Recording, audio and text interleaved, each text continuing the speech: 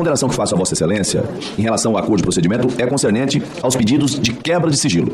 Quanto à requisição de documentos, há um acordo absolutamente razoável aqui. Com relação à quebra, eu faria uma ponderação que nós não apreciássemos nesse método, sem essa devida avaliação, porque é uma medida mais invasiva. E aí você tem lá os requisitos para a quebra. E não foi possível fazer a verificação de todos esses pedidos constantes na pauta no dia de hoje. Não dá para a gente aprovar quebra de sigilo no varejo. É preciso verificar fundamentação e a razoabilidade do pedido, porque deve ser imprescindível a investigação. A pauta foi disponibilizada sem os requerimentos de quebra de sigilo que a senadora Elisiane Gama está apresentando agora.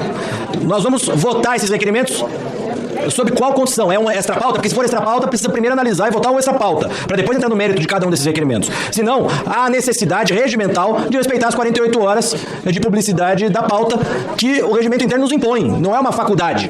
Na pauta de ontem não estava incluída esses requerimentos, não estavam incluídos esses requerimentos da senadora Elisiane Gama. Em relação à questão do sigilo, eu vou secundar aqui o senador Marcos Rogério, porque vendo aqui a relação de documento solicitado, quem tem quebra de sigilo de pessoas que não foram ouvidas, né, com todo respeito à nossa querida relatora, existe um requerimento aqui, requer ao TCU que realize fiscalização nas contratações do governo federal com a empresa Glock do Brasil. Eu não sei o propósito desse requerimento. Então existem alguns requerimentos sensíveis que precisam de uma apreciação individualizada. Eu não sei por que nós vamos ordenar a fiscalização do TCU, requerer, sobre a Glock do Brasil e sobre quais contratos, sobre quais elementos. Em relação à quebra de sigilo, se houver insistência, para chegar num acordo, então possamos fazer em relação, por exemplo, ao senhor George Washington, que esteve aqui, em relação ao coronel Jean Lawand, que esteve aqui, e se for o caso, em relação ao coronel Mauro Cid, excluindo, porque aqui existe uma tentativa também de quebra de sigilo em cima de esposas e familiares que não estão sendo, em princípio, investigados por essa CPMI. Nós deixamos claro que a gente faria os processos por etapa. A gente iniciaria com as oitivas. Diante das oitivas e da defasagem, da dificuldade, na verdade, de informações, a gente partiria para ações mais enérgicas desta comissão.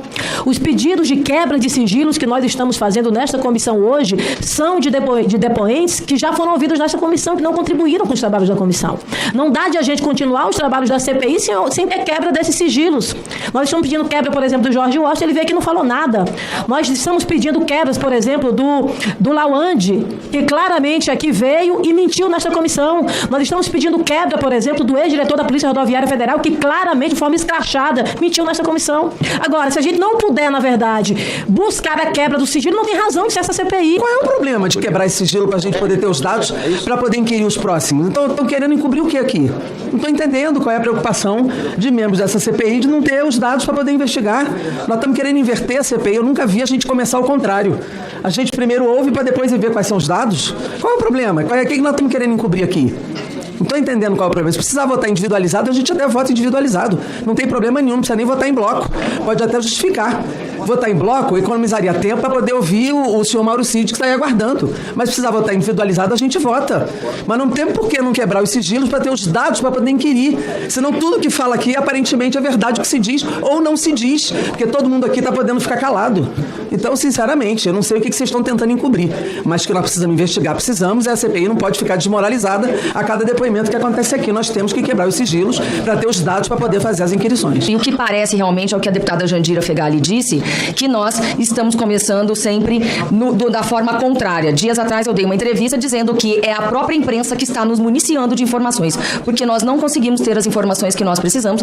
Inclusive, eu até acredito que por conta do fato de ainda haver parlamentares investigados dentro desta CPMI que atrapalham o nosso acesso a informações. Por quê? Porque investigados não podem ter informações privilegiadas. Isso é um absurdo, isso não existe em lugar nenhum. Tudo que nós estamos vendo aqui é contrário ao que determinam as regras. Muitas vezes quem fala não é o depoente, é o telefone dele que foi quebrado, o sigilo, é que fala pela gente. Nós estamos vendo agora o George Washington, que saiu aí pela Polícia Civil o que estava no telefone de George Washington. E tinha muita coisa que aqui ele mentiu. Inclusive ele disse que a bomba, por exemplo, não era para o caminhão. Ele estava falando que ia colocar bombas nas redes elétricas.